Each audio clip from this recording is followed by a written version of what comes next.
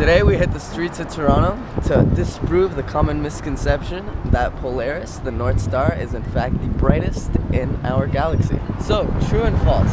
Do you think Polaris, the North Star, is the brightest in our galaxy? Yeah, I think in our sky it should be the brightest, right? True. No, I don't think so, no. True. This misconception occurs for two reasons. Early on in the educational system, one is taught that if you're ever lost, just look up at the sky and the brightest star you see will face north.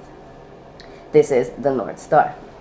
This is partially correct. Polaris does in fact point north, but it is not the brightest star in our galaxy.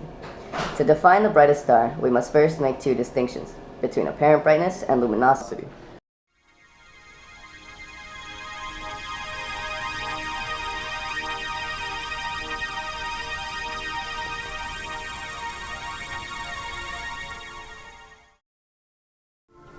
For this experiment, we used two identical phones and a green ball to represent Earth. We are using the phone's brightness setting as luminosity, keeping them exact to demonstrate how apparent brightness works. When the objects are at equal distance from the observer, they appear identical in brightness. Once a distance is involved, the star that remains closest appears brighter.